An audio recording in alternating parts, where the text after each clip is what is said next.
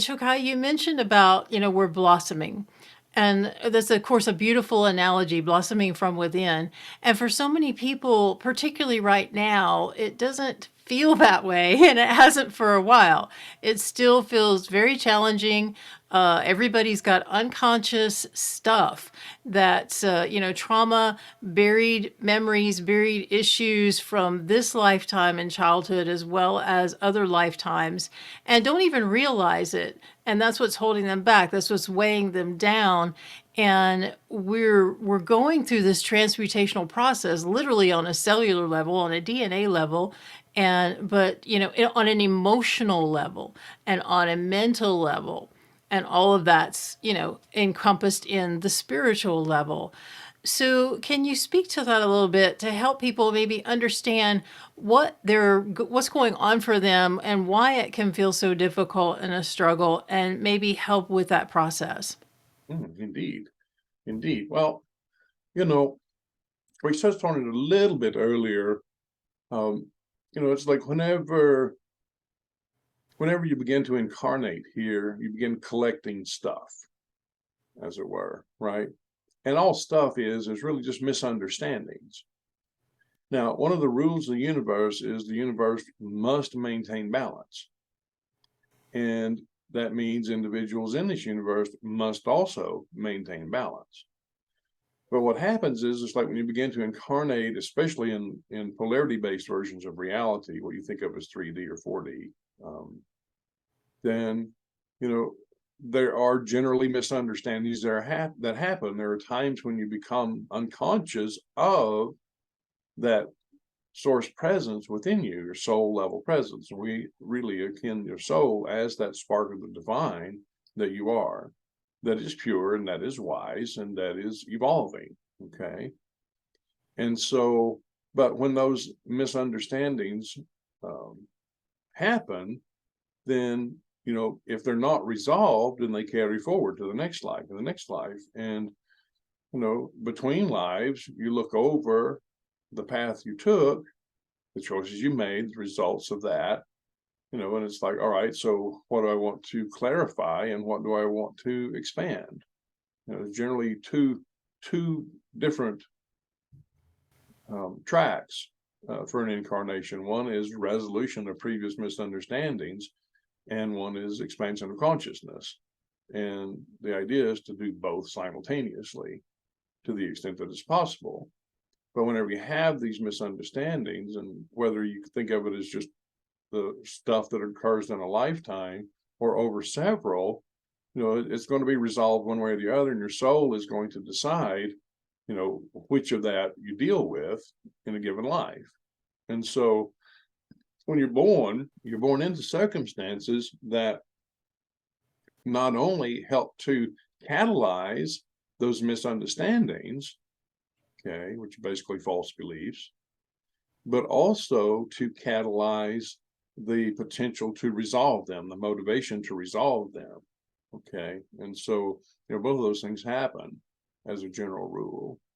But, the reason people struggle is because a lot of that stuff gets suppressed. A lot of the things you call conflict, or some people call it karma, or uh, the adverse conditioning, that kind of thing.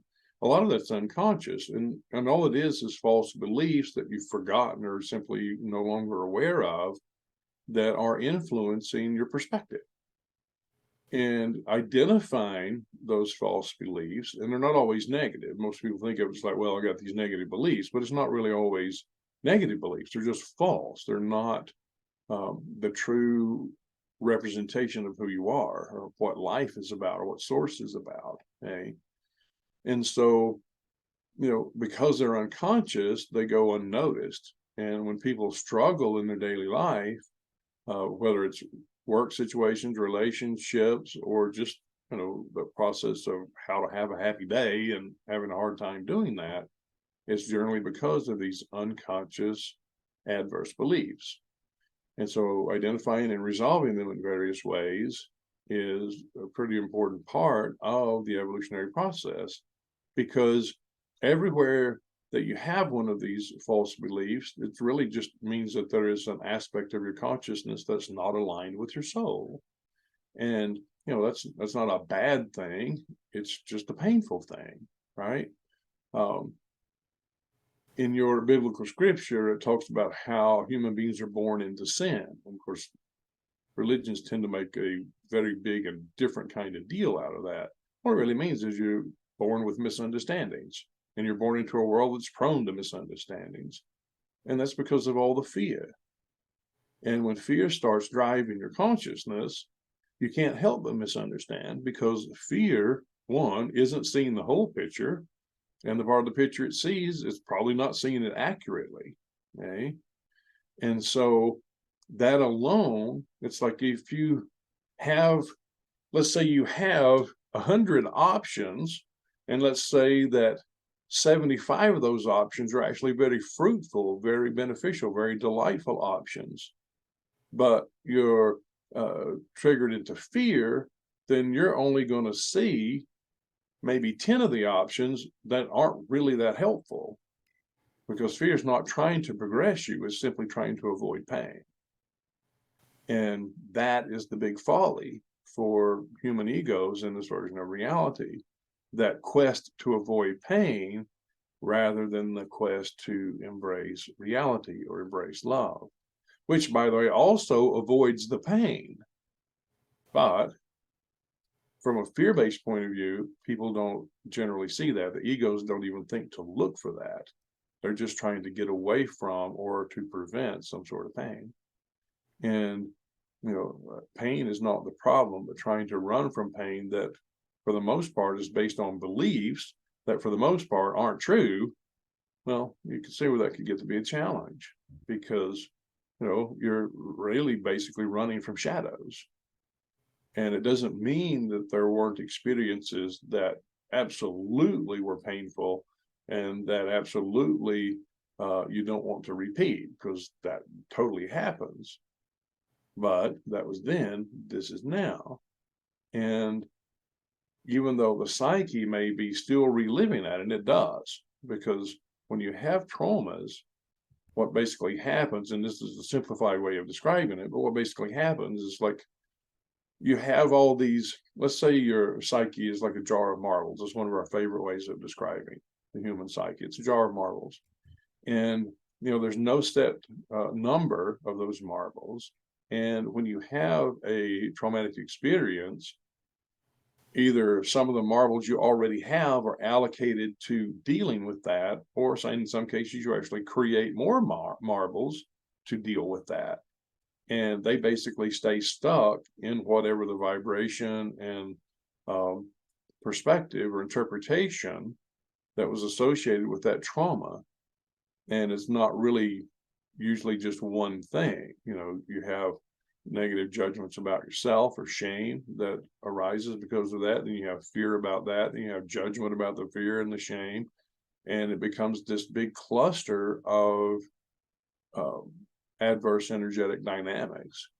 And then, because it's uncomfortable and because the ego seeks to avoid pain, then these things become repressed.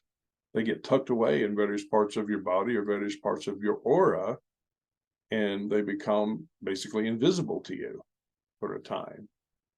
But it's when you begin to awaken, when your soul says, okay, it's time to reverse polarities here and step out of the negative and into the positive, or step out of the darkness and into the light, or step out of the fear and into the love, however you want to describe that, then you begin to become aware of these conflicts in your consciousness, whether you call it stuff, whether you call it prior trauma, whatever the term is you might use.